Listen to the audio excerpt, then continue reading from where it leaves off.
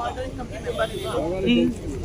ఇవాళ బీజేపీ వైఖరి మొదటి నుంచి కూడా బీజేపీ హిందువులకు సపోర్ట్ గానే ఉంటుంది. మా యొక్క ఇక్కడ ఉన్నటువంటి మా జిల్లా అధ్యక్షుడు వారు కూడా వచ్చిపోయారు ఇక్కడికి. ఆల్రెడీ లంకర దీపక్ రెడ్డి గారు కూడా వచ్చిపోయారు. అట్లాగే మా సుందర రామచంద్రారెడ్డి గారు కూడా ఇక్కడికి వచ్చిపోయారు. వాళ్ళు మా కార్పొరేటర్స్ అందరూ కూడా సపోర్ట్ గా ఉన్నాము. ఖచ్చితంగా భారతీయ జనతా పార్టీ నుంచి మాత్రం 100% మేము సపోర్ట్ చేస్తాము. ఇవాళ నేను కూడా రావడం జరిగింది ఇక్కడికి. ఇంకొక విషయం చెప్తున్నాను, నేను రోహింగ్యాల పైన పోరాటం చేస్తున్నాను. ఇక్కడ ఉన్నటువంటి రోహింగ్యాలను పంపించాలని చెప్పేసి. కానీ నిజంగా వాస్తవం చెప్పాలంటే అసలే రోహింగ్యాలు ఇవాళ కాంగ్రెస్ ప్రభుత్వంలో ఉన్నారు. కాంగ్రెస్ ప్రభుత్వంలో ఉన్నటువంటి ఆ రోహింగ్యాలందరూ కూడా దించకపోతే మాత్రం ఖచ్చితంగా దేశంలో ఈ యొక్క హైదరాబాద్ లో ఉన్నటువంటి అన్ని గుళ్ళను కూడా వాళ్ళు కూర్చోడానికి రెడీగా ఉన్నారు. సో మీరు అంటే పర్టికులర్ గా చూస్తే ఇక్కడ బస్తీవాసులు మాత్రమే బోనాలకు సమర్పించడం జరుగుతుందా, లేకపోతే బీజేపీ నుండి కూడా ఎవరైనా బోనాలు తీసుకురావడం జరుగుతుందా? పార్టీలు ఏం లేవండి. ఇక్కడ జెండా ఒకటే, ఎజెండా ఒకటే. కేవలం మా గుళ్ళను మేము కాపాడుకోవాలి. మన గుళ్ళను ఏవైతే ఉన్నాయో వాటిని కాపాడుకోవడమే మా యొక్క లక్ష్యం, అంతే తప్ప ఇక్కడ పార్టీ పరంగానో లేకపోతే ఒక కులం పరంగానో ఒక మతం ఒక విధంగా ప్రాంతం పరంగా నేను రాలేదు ఇక్కడికి. నేను ఒక హిందువుగా ఒక మహిళగా నా యొక్క సంస్కృతి సాంప్రదాయాలను కాపాడుకోవడానికి, అదేవిధంగా ఈ గుడిలను ఏవైతే ఉన్నాయో వాటిని ఖచ్చితంగా కాపాడుకోవడానికి. ఎందుకు ప్రతిసారి హిందువుల పైన హిందూ ఆలయాల పైన దాడులు జరిగినప్పుడు కేవలం బీజేపీ మాత్రమే వస్తుంది, వేరే పార్టీలు ఎందుకు రావట్లేదు?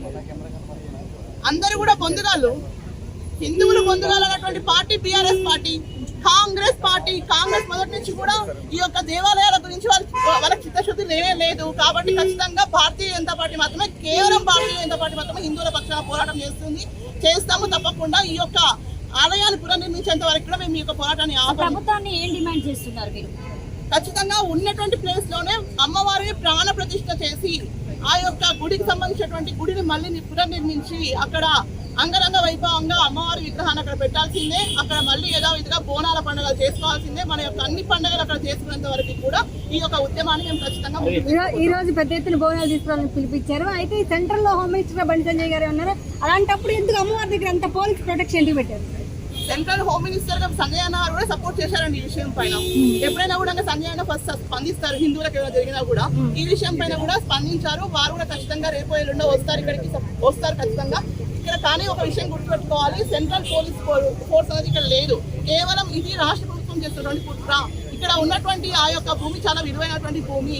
ఆ యొక్క గుడిని తొలగిస్తే ఇక్కడ ఏ అపార్ట్మెంట్ లేకుంటే ఏదో కమర్షియల్ గా వాళ్ళు బిల్డింగ్స్ లో రెడీ చేయడానికి అని చెప్పేసి ప్లాన్ చేసిరు. అదేవిధంగా హెచ్సీలో కూడా అదే పని చేసిన వాళ్ళు ఇప్పుడు ఇక్కడ కూడా అదే పని చేస్తూ ఉన్నారు.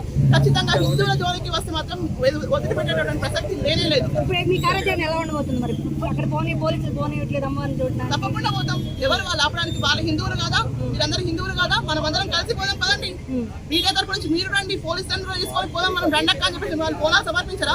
వాళ్ళు కూడా ఇళ్ళలో పొట్టు పెట్టుకొని బోనాలు చేసుకునే వాళ్ళే కదా. మరి వాళ్ళు డ్యూటీలో ఉన్నా సరే ఎవరున్నా సరే వాళ్ళందరినీ కూడా తీసుకొని మనం పోదాము. ఖచ్చితంగా ఇప్పుడు వెళ్తాం అక్కడికి వెళ్ళిన తర్వాత మనము కార్యాచరణ